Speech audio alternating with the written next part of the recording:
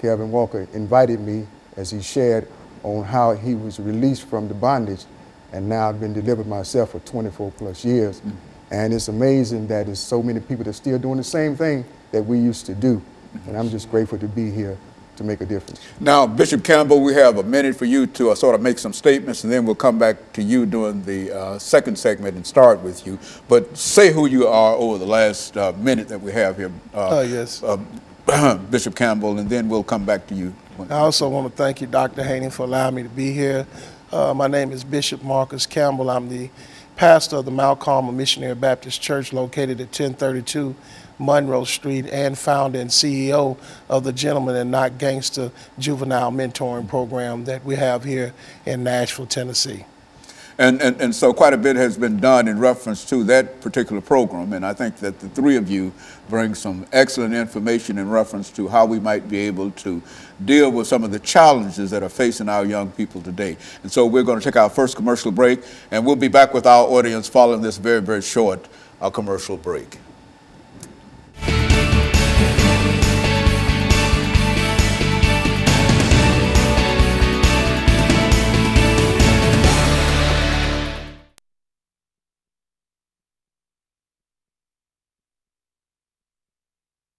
Information for the next 4 minutes, 3 or 4 minutes, you know, just lay down some information dealing with this particular issue. Then you follow him and take about 2 or 3 minutes of that, and then we'll let you sort of wrap this second segment out for today, and then we'll come back and we'll go back down and we'll have 10 minutes to sort of bring all of this information together. But the information I think that we're getting today is very, very important information, because I think this, and that's why we like to do this background information, just to indicate that no matter what a man's situation might be today, that it was not always like that, you see, and I think that's an encouragement, and you ought to hear my story. Oh my! You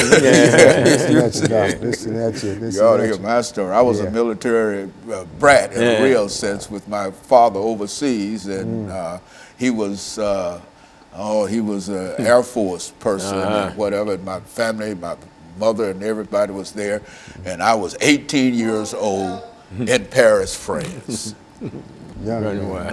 Running wild. Young man. Running wild. Yes, sir. And so God Paris. saved me too. We've all got those stories. Oh, yeah. I think that when we own up to them, then we can move forward. Absolutely. Yes, right. That's so true. Right. And so when we come back, Bishop, we'll start with you, and then Waller, and then on down. And this will be our 8-minute segment. All right.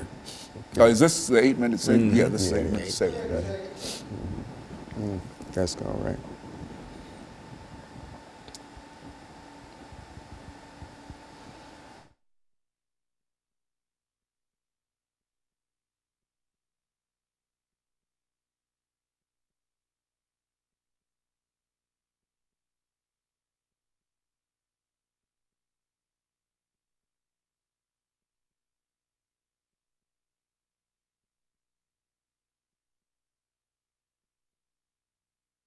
Thank you, and welcome back to the second segment of the show for today.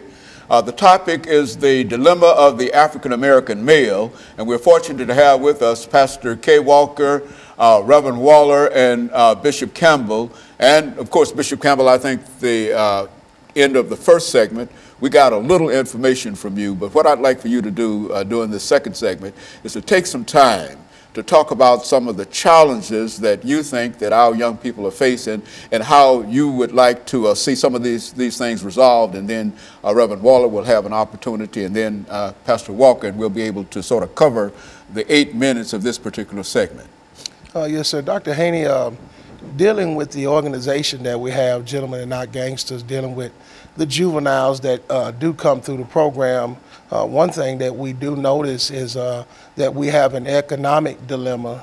Not only that, we have an educational dilemma, and we have a personal dilemma. The economic dilemma is that mom and daddy might be incarcerated or have been incarcerated. It's hard for them to get a job and provide for their family with those felonies on their background. Juveniles are not able to have any employment because of their age, or they're just not jobs that's willing to give them a chance or to try them out. When we look at the economics, most in the black community, not many of them is making more than minimum wage because of the educational background of where they don't have a great education. When we look at a lot of schools in our black community, especially here in Nashville, their test scores are so much lower than schools that are outside of the demographic of where we live at in the poverty places in Nashville that we are. And the personal issue that I see is that because of the parents and what they are accustomed to, what they have been taught, what they have gone through in their lives, they're teaching their kids the same thing. So they're just prone to what they've been taught, what they see, their environment, and it's causing a dilemma with our black males because they're becoming what their environment is.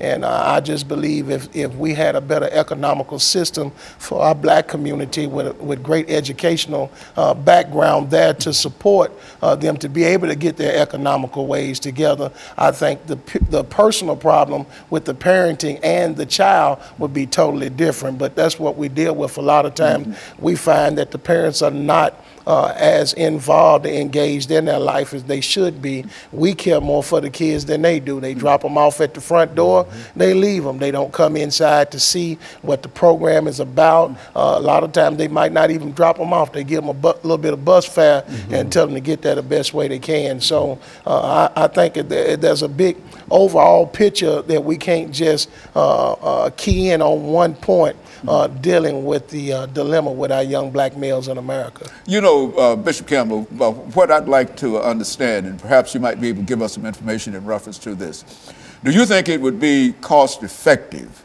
for our governmental officials to provide our young men and women with some kind of employment instead of simply refusing to do anything in that direction? Do you think that that would help us out?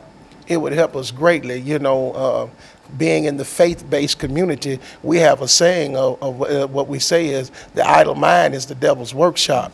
And I believe that these young teenagers, our juveniles, had an opportunity of employment, that it would teach them leadership, teach them responsibility, give them a great reference, a great start in their life to show them that you have to work for what you want and not go out and take it from somebody else or selling to destroy somebody else's life to be able to benefit your own pocket. What about you, Brother Waller? Dr. Haney, what I know about the youth and people as a whole in our community, this is a trap. And what happens when a trap is set for you, you don't see the trap.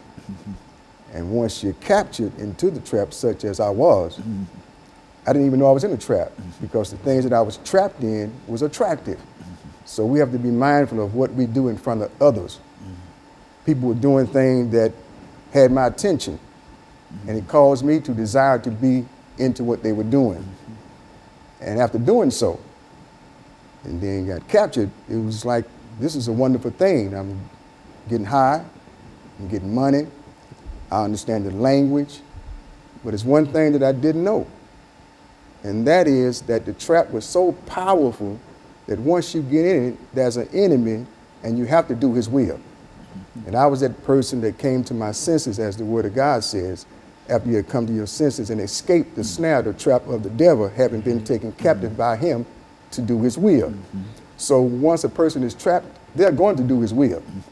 Now, what we have to do is bring forth great information that's so powerful that they would miss the trap.